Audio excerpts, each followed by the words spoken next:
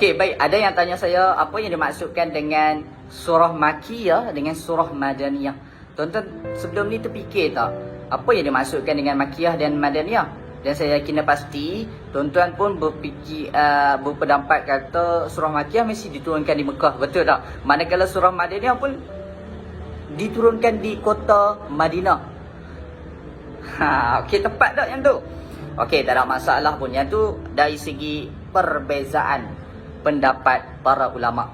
Okey, baik. InsyaAllah, apa yang dimaksudkan dengan surah Makkiyah dengan surah Madaniyah ni berdasarkan 3 kategori ini, yang mana dinukilkan oleh Imam Az-Zarkashi berdasarkan 3 pendapat para ulama. Yang pertama adalah tempat, yang mana saya cerita tadi. Tempat. Yang kategori yang pertama adalah tempat. Surah-surah Makkiyah ini diturunkan di kota Mekah, manakala surah Madaniyah pula diturunkan di kota Madinah.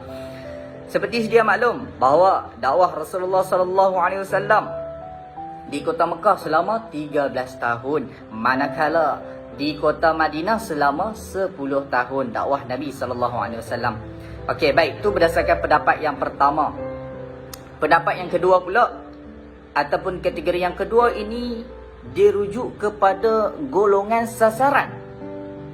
Jadi surah Makkiyah ditujukan, surah-surah Makkiyah ini ditujukan kepada ahli kota Mekah, ataupun kita tahu kepada kaum kafir Quraisy, ataupun kepada golongan Quraisy ni, kaum Quraisy.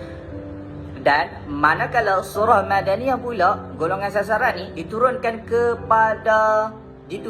kepada penduduk kota Madinah, ataupun kita tahu Muhajirin dan Ansar, yang mana mereka ni kebanyakan adalah golongan yang beriman kepada Allah Subhanahu Wa Taala. Okey, ini pendapat yang kedua yang duduk dalam kategori dirujuk kepada golongan sasaran. Okey, boleh dapat satu? Sebab itulah surah-surah Makkiyah ini banyak dia bermula dengan Ya Ayyuhan Nas. Manakala surah Madaniyah ni banyak dia bermula dengan ayat Ya Ayyuhallazina Amanu.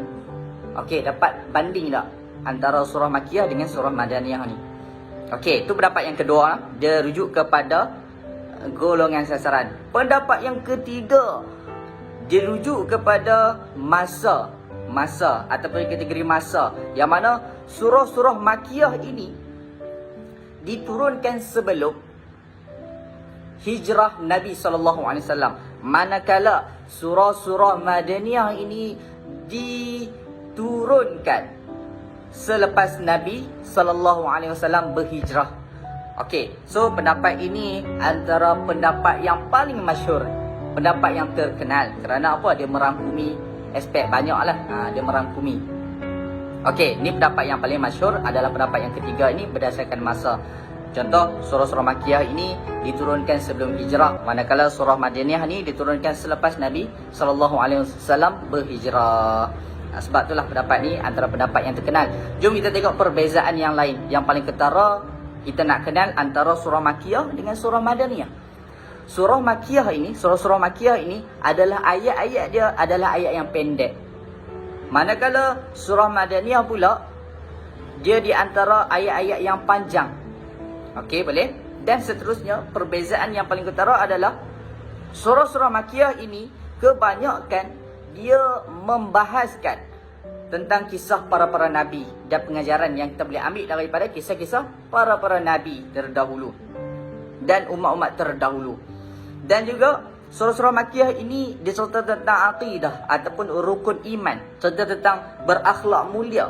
Sebab itulah kebanyakan surah Makkiyah ini ditujukan kepada kaum kafir Quraisy ataupun waktu tu sifat jahiliah yang menebal. Okey, baik. Manakala surah Madaniyah ni pula kebanyakan dia membahaskan tentang kemasyarakatan serta tentang kenegaraan, tata negara, dan banyak diserta tentang hukum-hukum hakam ataupun hukum-hukum amaliyah dalam masalah fi ataupun masalah ibadah, serta tentang muamalah, jual beli dan sebagainya. So kita dapat beza tak? antara surah-surah Makkiyah dengan surah Madaniyah. Okey, baik. Kalau dapat sesuatu, insya-Allah, moga video ini bermanfaat kepada semua.